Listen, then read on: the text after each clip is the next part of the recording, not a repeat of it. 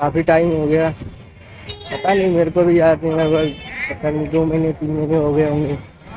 तो आज मैं क्यों आया, इसका एक कारण है।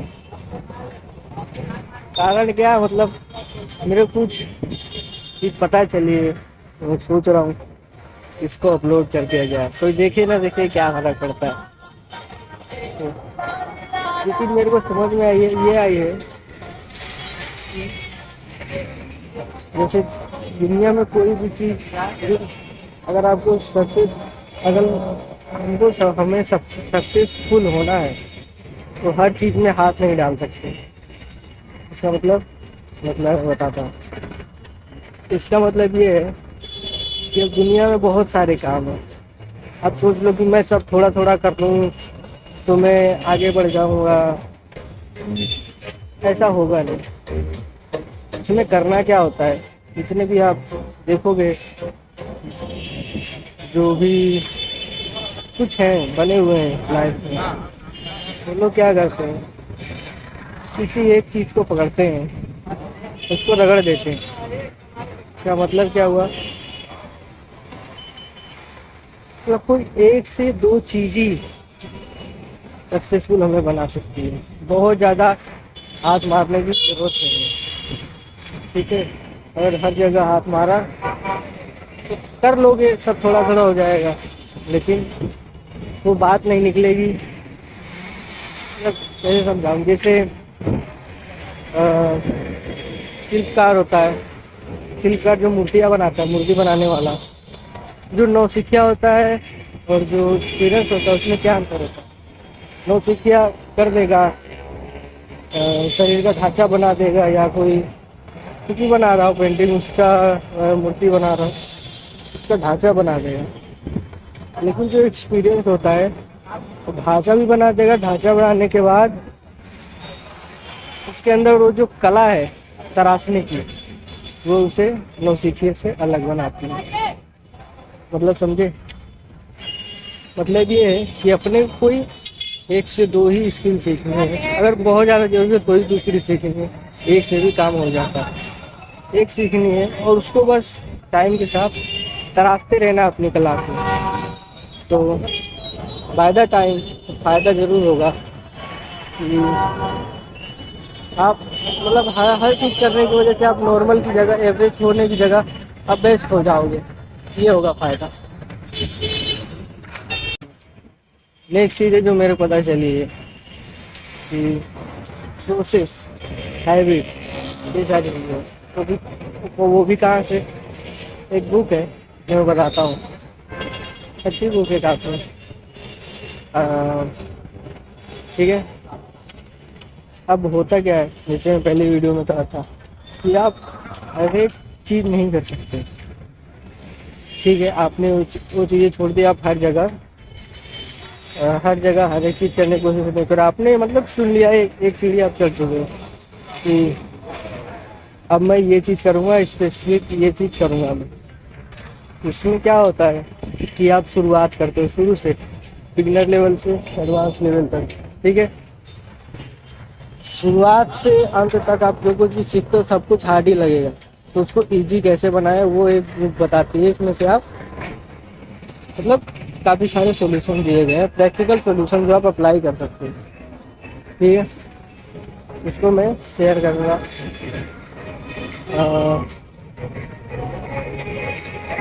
इसमें क्या बताया जाता है, जैसे कोई भी काम को तब तक करो जब तक वो सबकॉन्शियस माइंड में सेट ना हो जाए,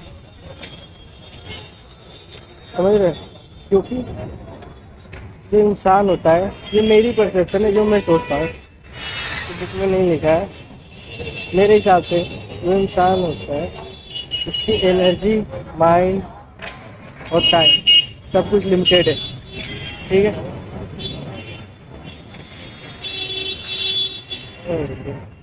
ठीक है, एनर्जी, माइंड और टाइम सब कुछ लिमिटेड है।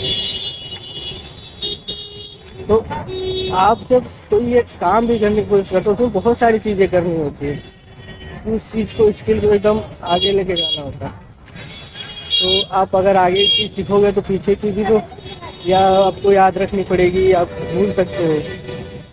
इसमें क्या होता है कि आप एक काम को इतनी बार करो कि वो कॉन्शियस सब कॉन्शियस लेवल पे चला जाए। सब कॉन्शियस लेवल मतलब आपको सोचने की जरूरत ना पड़े, वो काम अपने आप हो जाए। जैसे जैसे मैं अभी चल रहा हूँ, चलते चलते बोल रहा हूँ, तो मैं चलने के लिए सोच नहीं रहा हूँ, क्योंकि मैं बचपन से ही इतना चला हूँ कि मुझे सोचने की जरूरत नहीं। मतलब सभी लोग चलते हैं, मैं ही नहीं चला हूँ, मैं कुछ स्पेशल नहीं हूँ ये।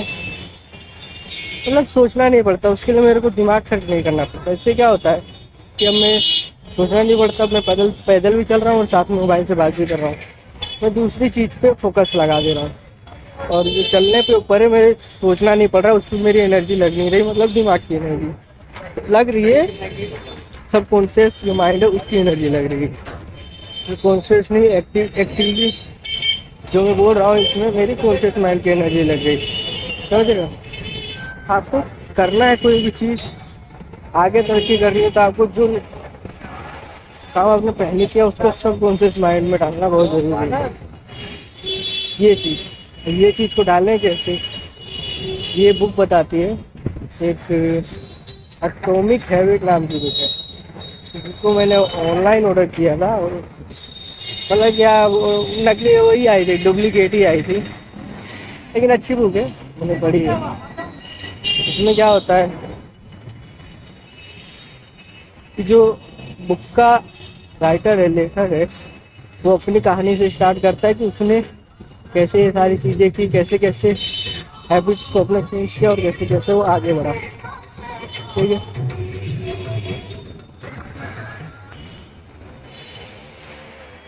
बुक के जो लेखक है उनका लाइफ चेंजिंग कल तब हुआ है जब वो कोई बास्केटबॉल नहीं, कोई बैट बैट था, एक वो मैच नहीं होता जिसमें होम रन टाइप का, जैसे अपना क्रिकेट होता है वो होम रन टाइप का फॉलो करते हैं, मार दिया तो होम रन हो गया, दौड़ते। अच्छा नीला थोड़ी पता नहीं किसमें था, याद नहीं आ रहा, नोबिता या क्या नाम था उसका, डोरेमोन, शायद डोरेमोन, पता नहीं, उस कार्टून में होगा, ऐसा हुआ तो है नहीं। तो क्या होता है वो वाला मैच खेल रहा होता है, बास्केटबॉल क्या बोलते हैं उसको, जो भी हो समझ लेगा, वो वाला मैच खेल रहा था। तो होता क्या है, जो बंदा बैटिंग कर रहा होता है उसको जब मारता है बैट बॉल को, तो उसके हाथ से बैट छूट जाती है, और छूट के सीधा राइटर के लगती है मुंह पे। जी हाँ, मुंह पे लगती है और मुंह हो जाता है चौपट। चौपट मतलब मुंह पे अगर बैट लग जाए तुम्हारे, जैसे मेरे मुंह पे भी लग चुका है यार बचपन में, बताऊँ? चल छोड़ो, मतलब लग चुका है मेरा, ऐसा लगा था कि वो मेरे होठ के आर पार मेरे दांत आ गए थे, तो बैट सही लगा था। ठीक है, लेकिन मेरे से भी गंदा, ठीक है, जो राइटर है, लेखक है, उनके साथ हुआ। तो बैट सीधा नाक पे लगा और आँख के थोड़ा साइड में लगा, बैट रहता ही आधे हाथ का, वो आके लगा हाथ में, ना हाथ नाक पे, और नाक हो गई टूट। नाक का मतलब एकदम चटनी बन गया। नाक की जो ऊपर की हड्डी होती है, उसको देखेगा तो देखोगे तो बहुत ही वो नाजुक हड्डी होती है, मेनली जो बॉक्सर्स होते हैं उनकी भी टूटी हुई होती है, टूटी होती है कि पता नहीं, फ्लेक्सिबल होती है। ठीक, उस पर लगा और वो बेहोश हो गया। थोड़ी देर बाद जब उसको होश आया, राइटर को, राइटर का नाम जेम्स क्लियर, यस हाँ जेम्स क्लियर है। तो लेखक को यहाँ चोट लगी मुंह पे और वो बेहोश हो गया। बेहोश होने के बाद जब वो उठता है तो देखता है उसको पता नहीं क्या हुआ है।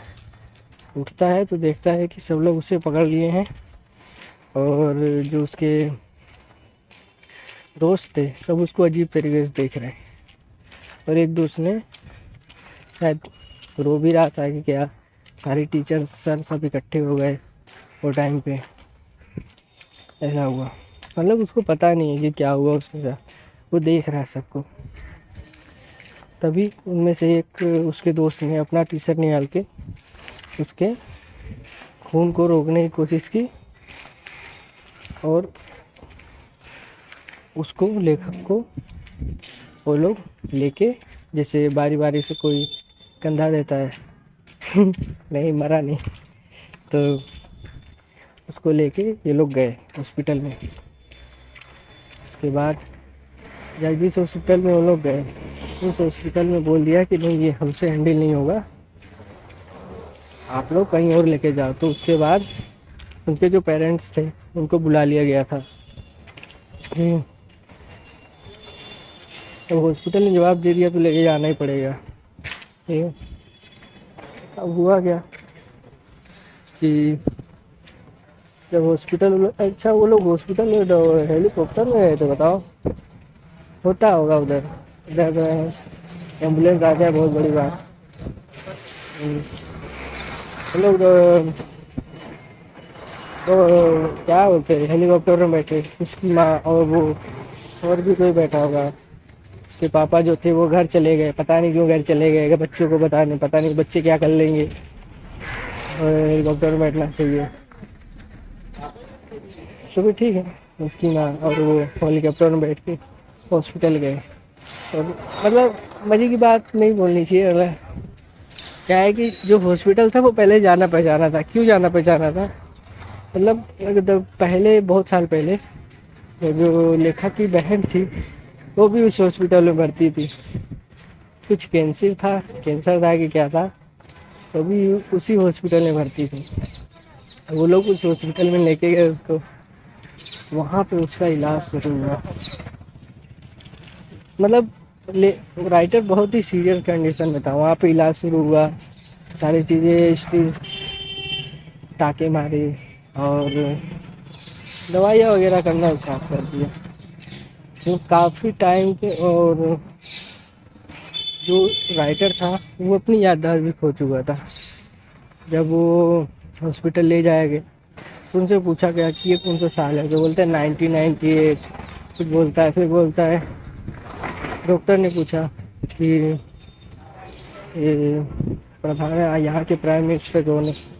प्राइम मिनिस्टर उन्होंने कुछ लेरी कोबलर कुछ नाम है, दूसरे प्रधानमंत्री को बताया, जबकि वो प्रधानमंत्री चेंज हो चुके थे। मतलब याददाश्त खो चुकी थी, लगभग 2-2.5 साल की जो जितनी भी यादें थी वो खो चुकी थी राइटर की, लेखक की। तो ये हालत थी, इतना तगड़ा बल्ला लगा भाई, देश दुनिया ही भूल गया। ठीक है, अब क्या हुआ, अब ये जो हॉस्पिटल वगैरह होते हैं जिसमें जैसे कोई पेशेंट सीरियस कंडीशन में होता है, तो इधर के जो प्रीस्ट होते हैं, जो पादरी बोलते हैं, पोप बोलते हैं, पता नहीं, तो उसको बुलाया गया। तो इसमें भी क्या चीज़ हुई कि ये वही वाला पुजारी था, पादरी था, जो उसकी बहन के टाइम आया था, सेम पुजारी आया था। तो 20 साल के बाद फिर से अब इसके टाइम पे भी वैसे ही बुलाया गया। तो वो थी, पूरी रात ऑपरेशन चला, तो उसके माँ बाप मतलब चेयर पे ही बैठे रह गए। और बैठे बैठे ही जो एक फटीग होता है ना, एक माँ बाप का जो टेंशन का, ब्लड प्रेशर, बीपी, ये सारी की वजह से वो लोग कई बार बेहोश हो गए, गिर गए। मतलब ये हालत थी। ठीक है, ऑपरेशन हुआ है, सारी चीज़ें हुई। ऑपरेशन होने के बाद राइटर, लेखक को बोला गया कि ये जो सामान है इसको स्मेल करो, ये क्या चीज़ है। तो जब वो स्मेल किया तो उसको पता नहीं चला ये क्या चीज़ है। मतलब जो स्मेल की जो सेंसेस थी वो भी ख़त्म हो चुकी थी, तो याददाश्त चली गई, स्मेल की सेंसेस भी चली गई।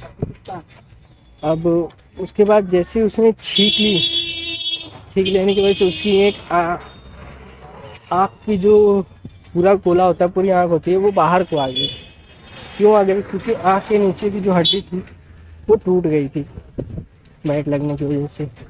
जैसे उसने छींक मारी तो आँख के पीछे एयर बबल बन गया और वो आँख बाहर निकली और निकली ही रह गई। उसके बाद डॉक्टर ने बोला कि ये सही हो जाएगा, अब कब तक सही होगा ये पता नहीं, जब अंदर की एयर निकलेगी तब सही होगा, पर एयर कब निकलेगी वो अपने को पता नहीं, अपने को मत पूछ भाई, ये बात है। ठीक है, उसके बाद लेखक को लाया गया और पता है क्या, आज के लिए इतना ही रहने, तो मैं पहुंच गया हूँ जहाँ पहुंचना था। मैं क्या अब चलते चलते भी ऐसे बोलता हूँ, बातचीत करता हूँ। ठीक है, नेक्स्ट वीडियो शायद मैं कल अपलोड करूँ। Okay, bye bye, take care, see you नारा, हम चुप टून टून टून टून, बाय बाय।